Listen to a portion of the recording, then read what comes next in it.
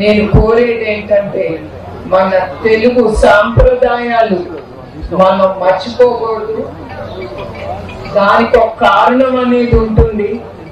అది మనందరం, మీరు ఫ్యూచర్ జనరేషన్ మన సాంప్రదాయాలన్నీ మీరు ముందుకి తీసుకెళ్ళాలి. అదే నేను కోరుతున్నాను. ఒక పనిగా పెట్టుకోకూడదు. ఇది ఒక సంతోషంతో మనం పని చేయాలి.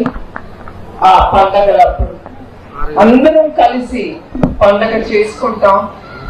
అక్కడే వస్తుంది మన సంతోషం, సుఖం. మనం అన్ని మర్చిపోతాం. ఈ కాలం మనందరం అంటున్నాం స్ట్రెస్ స్ట్రెస్ స్ట్రెస్.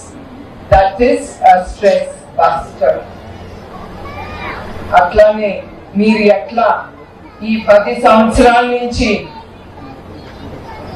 మన సంక్రాంతి వేడుకలు మీరు ఎట్లా చేసుకుంటున్నారో, నేను మా అత్తగారి ఊరు నాలవారిపల్లిలో 25 సంవత్సరాల నుంచి అది ముందుకు తీసుకెళ్తున్నాను.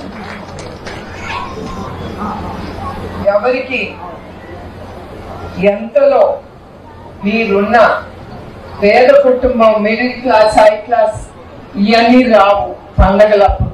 అందరం ఒక్కటి, అన్ని మర్చిపోయి మనం ఏ స్థాయిలో ఆ స్థాయిలో మన కుటుంబంతో,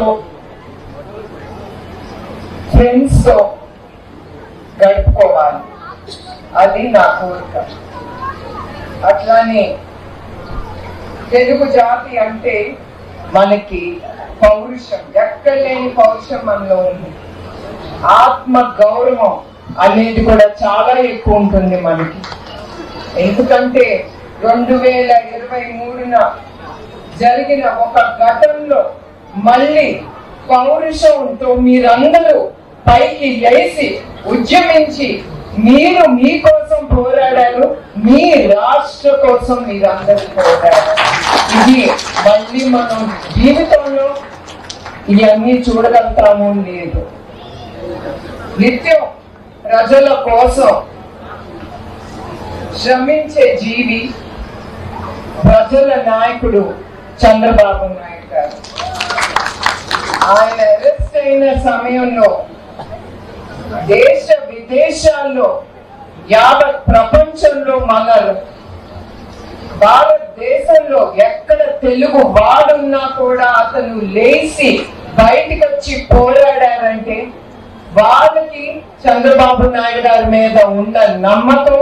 అదే కాదు, ఆయన ఒక చిన్న విత్తనం వేశారు, అదే ఒక మహావృక్షం లాగా పెరిగి 10 మందికి, లక్షలాది మందికి జీవితాల్లో వెలిగించింది. అది ఆ ఐటీ రంగం.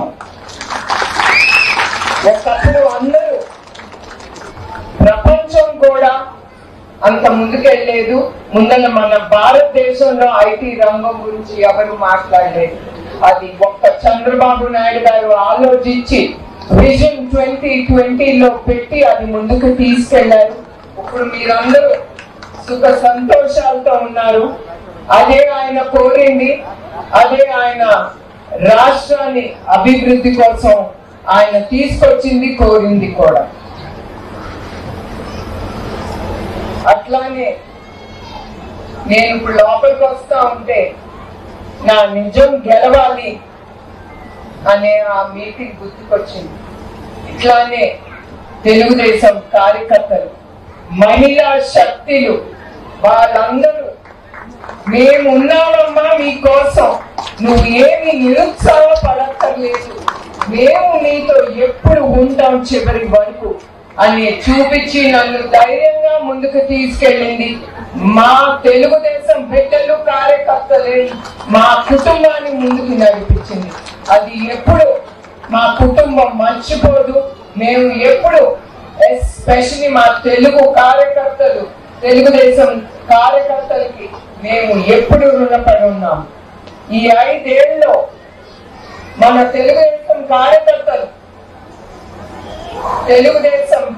కార్యకర్తలు కానీ, మన తెలుగు జాతి ప్రజలు కానీ చాలా ఎదుర్కొన్నారు.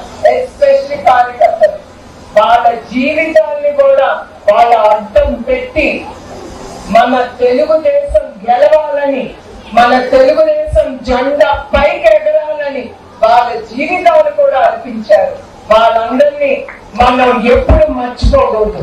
ఎట్లా మన గాంధీ తాత గారు మన స్వాతంత్రం కోసం, భారతదేశం స్వాతంత్రం కోసం ఎట్లా పోరాడారు అప్పుడు మీ అందరికీ తెలుసు. చాలా మంది జీవితాలు బ్రిటిషర్స్ తో పోరాడుతా చాలా మంది వాళ్ళ జీవితాన్ని త్యాగం చేశారు. అట్లానే మొన్న జరిగిన ఎన్నికల్లో ప్రజలు గాని, కార్యకర్తలు గాని మన రాష్ట్రానికి ఏదో అయిపోతుంది, నష్టం జరుగుతుంది,